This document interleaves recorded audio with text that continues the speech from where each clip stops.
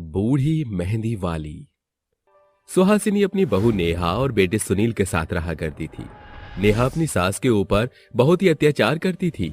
नेहा अपनी सास से घर का सारा काम करवाया करती, साथ ही अपनी सास को थोड़ा सा खाना खाने को देती थी। एक दिन नेहा की दोस्त नेहा के घर आती है और अपनी सहेली नेहा से बोलती है, अरे नेहा, तुझे पता है वैलेंटाइंस डे आ रहा है? हाँ यार, आ तो रहा है। मैं सोच रही हूँ सुनील जी को गिफ्ट क्या दूं। अरे यार, मैं भी यही सोच रही हूँ कि अपने हस्बैंड को गिफ्ट क्या दूं। अच्छा, मुझे एक बात पूछनी थी तुझसे। हाँ हाँ बिल्कुल, पूछना, क्या बात है? मैंने सुना है तेरी सास को बहुत ही ज्यादा अच्छी मेहंदी लगानी आती है, तो तू अपनी सास से मुझे मेहंदी लगवा दे। हाँ आती तो है, लेकिन वो बुढ़िया काम चोर है एक नंबर की। अरे नेहा, प्लीज बात करना अपनी सास से। अच्छा ठीक है, रुक। मम्मी जी, मम्मी जी। नेहा की आवाज सुनकर सुहासिनी नेहा के पास आती है और बोलती है, क्या हो गया बहू, कोई काम था क्या? मैंने सारा काम कर दिया है। अरे मम्मी जी, मैं आपसे हर समय काम थोड़ी ना करवाती हूँ जो आप इस तरीके से बोल रही हो। मेरी सहेली को आपके हाथों की मेहंदी बहुत ही ज्यादा पसंद है और वैलेंटाइन डे भी आ रहा है, तो ऐसा करना, आप उसको और मुझे मेहंदी लगा देना। ठीक है बहू, लेकिन अभी बर्तन धोना है, इसलिए मैं बर्तन धो के तुम दोनों को मेहंदी लगा देती हूँ। इतना कहकर नेहा की सास सुहासिनी वहां से चली जाती है। थोड़ी देर बाद सुहासिनी नेहा के पास फिर आकर अब मेहंदी लगाना शुरू कर देती है। जैसे ही उन दोनों को वो मेहंदी लगाकर वहां से उठती है और खाने के लिए बैठती है, तभी नेहा गुस्से में आती है और अपनी सास से बोलती है, ओ बुढ़िया, ये कैसी घटिया सी मेहंदी लगाई है तूने?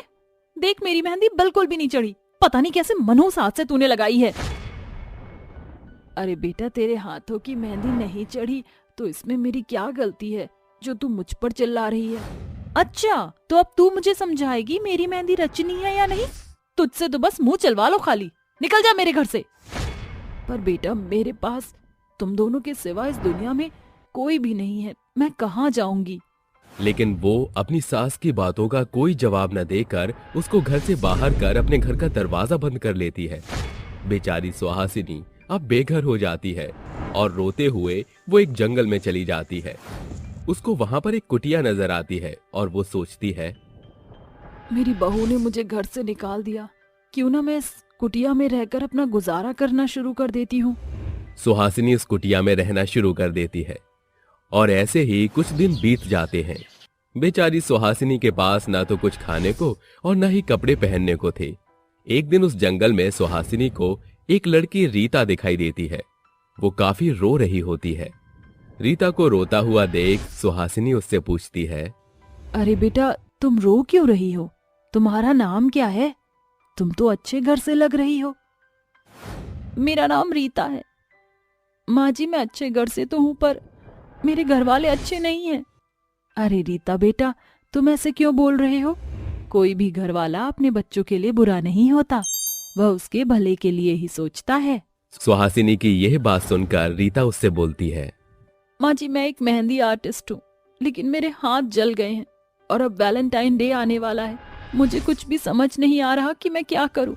वहीं दूसरी तरफ मेरे घर में मेरे अलावा उस घर की कोई भी देख रेख नहीं करता, और आज जब मेरे हाथ जल गए हैं तो मेरे घर वालों ने मुझे उल्टा सीधा बोलकर घर से निकाल दिया।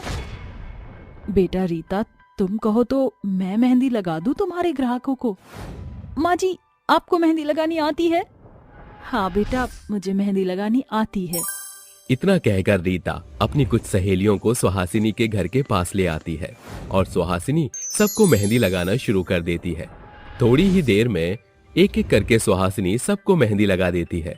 उसकी मेहंदी देखकर सभी बहुत खुश हो जाते हैं।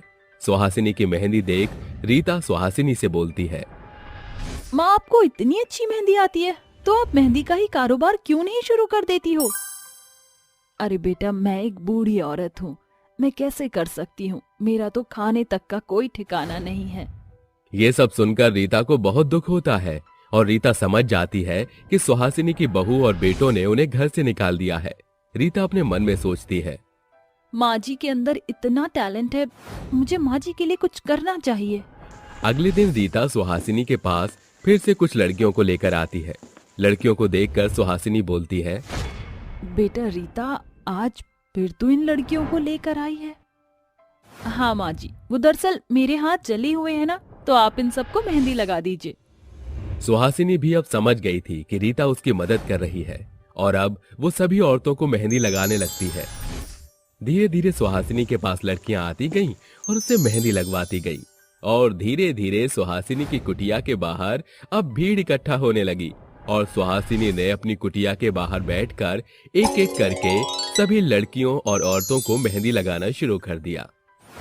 सुहासिनी का ये कारोबार बहुत आगे बढ़ गया और सुहासिनी देखते ही देखते बहुत अमीर हो गई, क्योंकि सुहासिनी एक बहुत ही अच्छी मेहंदी आर्टिस्ट थी।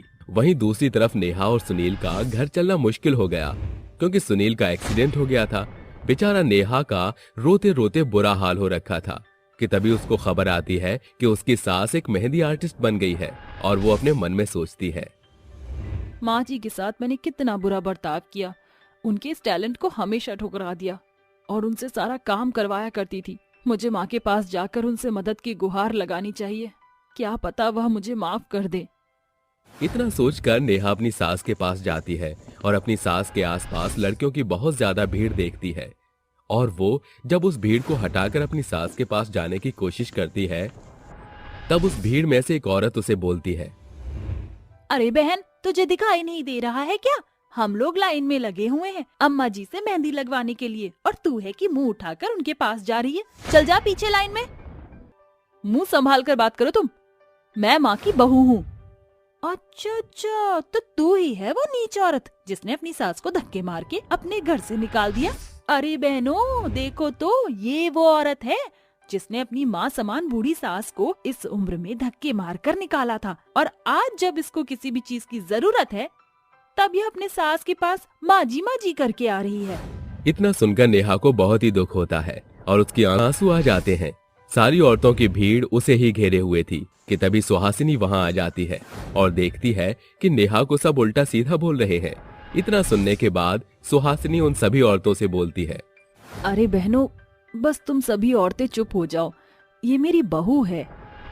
अरे अम्मा जी, वो तो ठीक है, ये आपकी बहू है, लेकिन इसने भी तो आपको अपनी सास नहीं बल्कि माँ समझना चाहिए था। इसने क्या किया था आपके साथ? इस उम्र में आपको घर से ही निकाल दिया। हाँ हाँ, मैं समझती हूँ मेरी बहू की गलती है, और अपने बच्चों की गलतियाँ माफ करना माँ बाप का फर्ज होता है। सुहासिनी को अपने पक्ष में बोलते हुए देख नेहा बहुत रोने लगती है और अपनी सास से रोते हुए बोलती है, माँ मुझे माफ कर दो, मैंने आपके साथ बहुत ही बुरा किया, आपको घर से निकाल दिया, आपको कितनी कठिनाइयाँ झेलनी पड़ी, लेकिन उसके बाद भी आज जब मुझे ताने मिल रहे हैं तो आप मेरे साथ खड़ी हो। मुझे माफ कर दो माँ, मैं हाथ जोड़कर विनती करती हूँ, आपके बेटे सुनील को आपकी जरूरत है, प्लीज मेरे साथ चलिए। नेहा की आंखों में आंसू देख सुहासिनी का दिल पिघल जाता है और वो उसके साथ चलने को तैयार हो जाती है। अपना सामान बांधकर वो अपने बहू बेटे के घर चली जाती है और जब वो अपने बेटे की हालत देखती है तो वो उसे देखकर रोने लगती है और अपने बेटे का इलाज बहुत ही बड़े हॉस्पिटल में करवाती है। कुछ दिन बाद सुनील अब बिल्कुल पहले की तरह ठीक हो जाता है। वहीं सुहासिनी अपनी मेहंदी का कारोबार बंद नहीं करती, जिससे वो और ज्यादा अमीर होने लगती है और अब सुहासिनी अपनी बहू नेहा और बेटे सुनील के साथ खुशी से रहने लगती है।